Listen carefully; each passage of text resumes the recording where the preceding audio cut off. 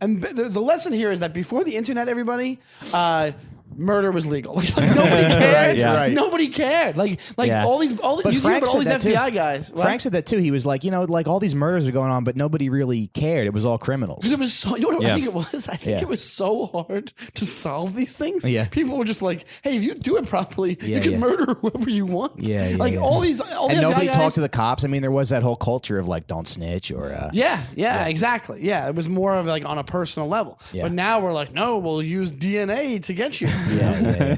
Some ambitious science DNA. Some ambitious 27-year-old woman in the FBI is going to be like, I'm going to solve this case. She like goes and interviews the guy's mother or something. She's got fucking shitty empathy. Yeah, right, exactly. She sees some matchbooks from a nightclub and puts it all together. Yeah.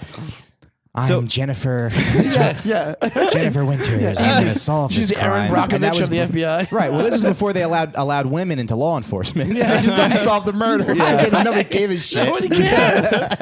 They all just wanted to hang out. Yeah. Right. This first murder Hang out, he eat committed. pizza, hang out in the squad car, eat Chinese food. Yeah, just bullshit. Yeah. Break balls. And then like That does seem when like you a lot have of to fun. solve a murder, you solve a murder. Basically what they would do is this. This is the thing. Anybody could have been an FBI agent back in the day. All you basically had to do was like make contacts with these mafia guys and it's like, hey, we have to solve a murder. Who can you give us? Yeah, and then they just go, Billy no-nos. And they're like, all right, Billy, let's go. And that was it. There was no like they weren't like looking at lab tests and nothing like that. They were just like, who did it? They just asked their friends and they're like, all right, let's go. And they go, and by the way, Johnny No Ears lives at 325 in St. Mark's Place. In case you want. I know you don't like that guy. Yeah. That's an interesting thing, though, about these feds, where it's like you feel like they start to develop friendships with these guys, and they like the life, and they're drawn to this world, and they want to be a part of it, and they want to help these guys. They want to be a part of it. Absolutely. Yeah. Well, if They're you jealous. Look at Donnie Brasco. Look, I was just going to say Donnie Brasco. He wrote a book recently called The Way of the Wise Guy. Hey, everybody, the Sit-Down's going to take a quick break to do this ad. We will be right back. Hey, everybody, Blue Apron, are you a stupid cunt who doesn't know how to cook?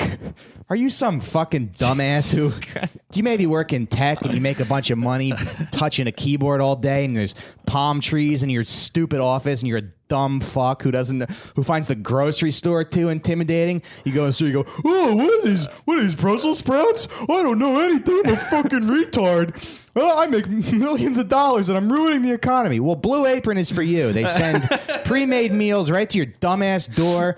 You can leave it with your doorman who probably has to go back to the Bronx and support his 9 kids on $18 an hour.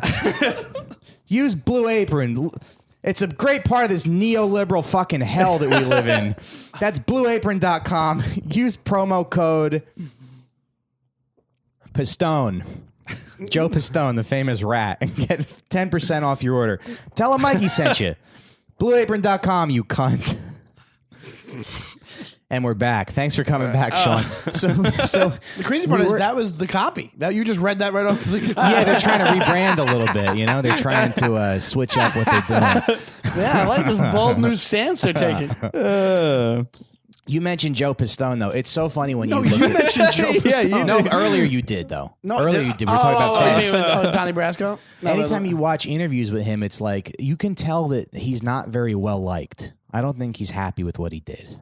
I know we're supposed to think of him as some hero, but I haven't watched recent interviews with him. But like you can't imagine that. I think he probably enjoyed being in the mafia. Yeah, I think they he did. do. And would he be considered a rat, or he was just undercover? No, he was undercover. Yeah, and it was obviously brave what he did. Well, he also he did a lot of. He also sold out his own people. Yeah, catch us up on what he did.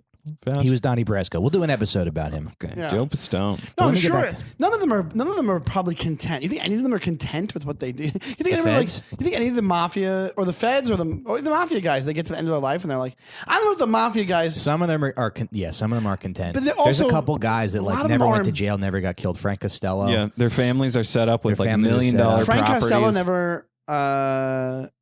never went to jail. He walked away. Yeah. Really? Yeah. Chin Gigante tried to kill him, and then he was like, all right, that's it. I'm done. Yeah, he just retires. His family owns like $3 million estates now in Hoboken.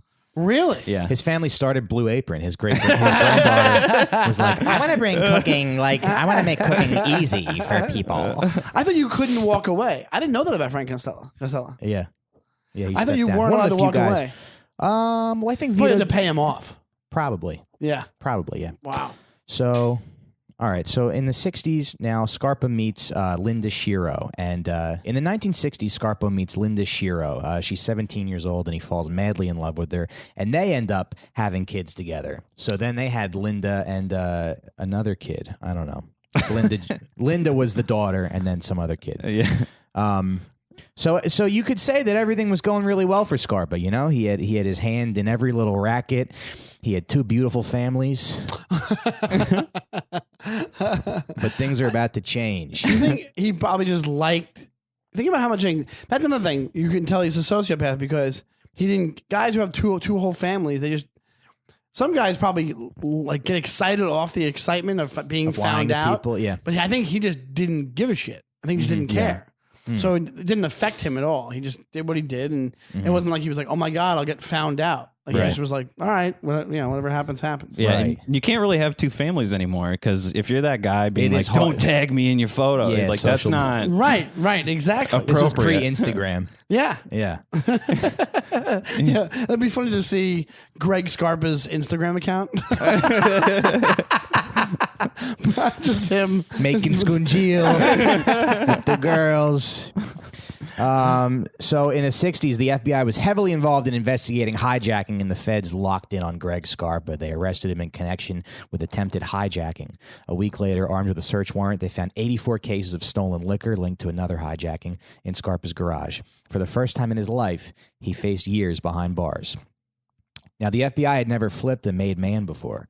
The feds offered to throw out his charges if he'd inform them on his fellow mobsters. And it didn't take much persuasion. Yeah, that's what they said in For the him to documentary. agree to it, Yeah, it did not take much. That's insane. It didn't take much persuasion. I'm not a rat. What if we gave you a slice of pizza? With All extra right, toppings. I'll do it. I'm in. Yeah. Well, yeah. This How box did of that Schwilly conversation dough. go down? All right, Greg, we want you to work for us. Fuck you. All right, what if we get you like a trip to Disney World? All right, I love Goofy. Yeah. He only makes Can I get a character breakfast? Do I stay on the resort or do I have to stay off? It's on the resort, and you get breakfast with the characters. You do.